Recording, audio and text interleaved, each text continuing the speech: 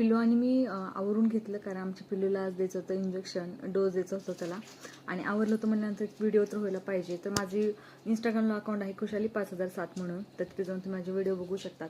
त्यानंतर आम्ही गाडीत आल्यानंतर पिल्लूचे काही फोटोज घेतले, पण पिल्लू काय माझ्याकडे बघत नव्हतं, ते वेगळीकडेच बघत होतं. नंतर पिल्लूला इंजेक्शन वगैरे देऊन झालं आमचं, मग तो झोपला. नंतर आम्हाला खूप भूक लागली होती, मग मी पेपर डोसा घेतला आणि त्यांनी कट डोसा घेतला. आम्ही डोसा खाल्ला, मस्तमध्ये घरी आलो.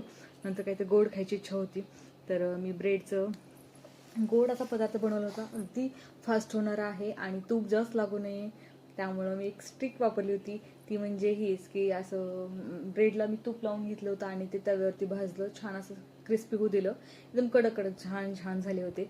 सगळे भाजून घेतले आणि बघा इथं छान असे खरपूस भाजून घेतले. नंतर दूध छान असं तापवलं, थोडंसं घट्ट झालं ते दूध. त्यानंतर एक पातेलं घेतलं, पातेल्यामध्ये तूप घेतलं, तुपामध्ये जेवढे काही ड्रायफ्रुट्स होते तेवढे सगळे टाकले. त्यानंतर दूध ओतलं आणि माझ्याकडे विलायची होती ते टाकली. त्यानंतर आपल्या घरामध्ये कस्टर्ड पावडर होती, नंतर मिल्क पावडर होतं. तर एक छोट्याशा वाटीमध्ये थोडंसं दूध घेतलं, दुधामध्ये कस्टर्ड पावडर आणि आपलं मिल्क पावडर होती ते टाकली. त्यानंतर चवीनुसार मी साखर घेतली, आपल्याला जेवढे आवडतं गोड तेवढे साखर घेतली, साखर पण टाकली, ते कस्टर्ड पावडर टाकली, चांगलं त्याला हलवू दिलं.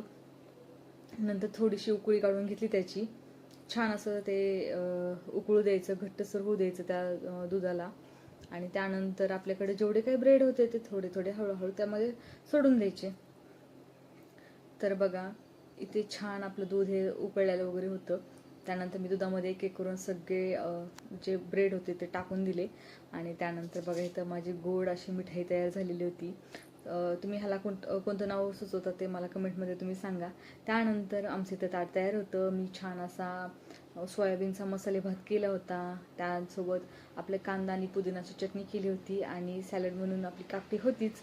आणि त्यानंतर हे छान असं गोड पदार्थ केला. आणि आमचं पिल्लू संध्याकाळी 1-1:30 वाजले होते, त्यावेळेस असं रडत होतो, त्याला खूप ताप आली होती, त्याला त्रास व्हायला लागला होता.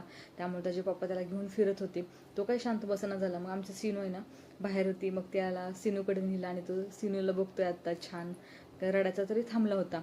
पण कशाचं काय, तो रात्रभर असाच रडत होता. नंतर मी त्याला मांडीवरती घेऊन बसले, आता 3-3:30 वाजले असतील ह्या टायमिंगमध्ये, तर तो काय शांत बसायचं नाव